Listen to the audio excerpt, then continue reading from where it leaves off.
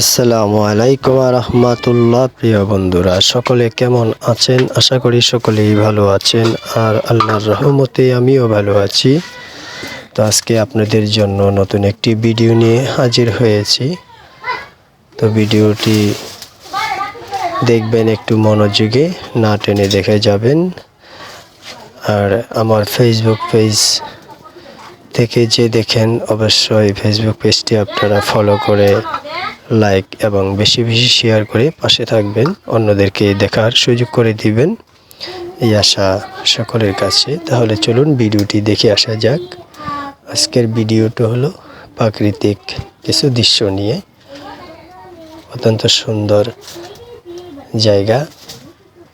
এটা হলো আপনার যা দেখতে পাচ্ছেন, পরিষ্কার পানি এবং পাথর। এ নিয়ে খুবই উপভোগ করার মতোই জায়গা।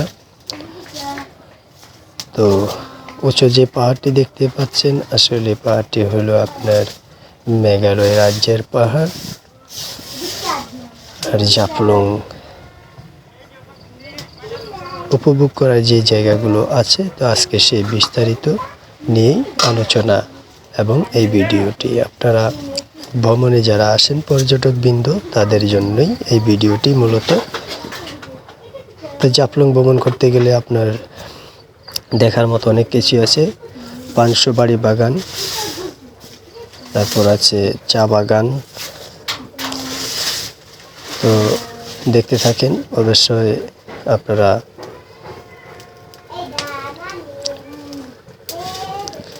জানতে পারবেন।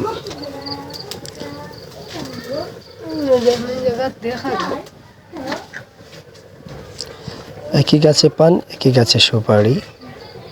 এটা হলো পানপুঞ্জি জাফলং, খাসিয়াদের পানসুপারি বাগান। এখানে আবার যারা ভ্রমণে আসেন, খাবার মতো ব্যবস্থা আছে। খুবই ভালো রান্না এবং সুস্বাদু খাবার, স্বল্প মূল্যে খাওয়ার মতো এই জায়গাটি। তো মূলত নদীর ঘাটেই যারা ভ্রমণ করতে আসছেন, এখানে অবশ্যই সর্বনিম্ন মূল্যে খাবার খেতে পারবেন। এ নিয়েই আজকের মূলত ভিডিও।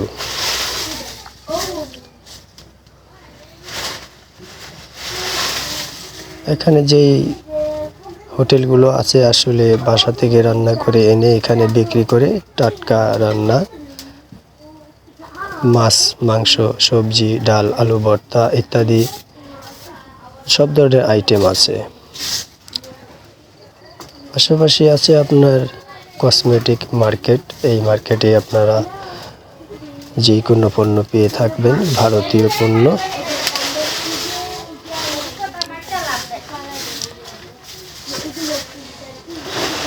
বর্তমানে নদীতে পানি কম, যার কারণে একটু হাঁটাহাঁটি করতে হয়।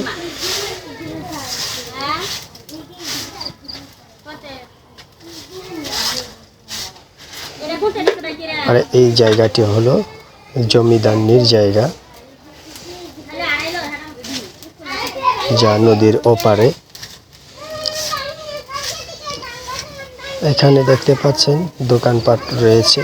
এখানে বিভিন্ন আইটেমের চা বাগান, আর চা বাগানের পাশেই এই দোকানগুলো। তো খুবই সৌন্দর্য একটি চা বাগান। চা বাগানটি হলো জাফলং, খাসিয়াপল্লী হয়ে যেতে হয়। আর জাফলং চা বাগান পরিচিত এই চা বাগান।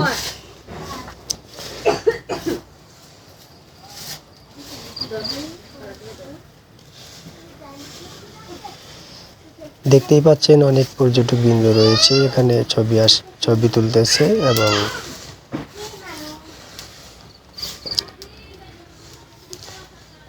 তার পাশাপাশি শেষ করি আপনার 0 পয়েন্ট লমেসল্যান্ড, যেটা যে ভারত এবং বাংলাদেশে অবস্থিত সেই জায়গাটি। তো এখানে প্রচুর পরিমাণে পর্যটকবৃন্দ দেখতেই পাচ্ছেন। বিভিন্ন কালারের পাথর আছে, আর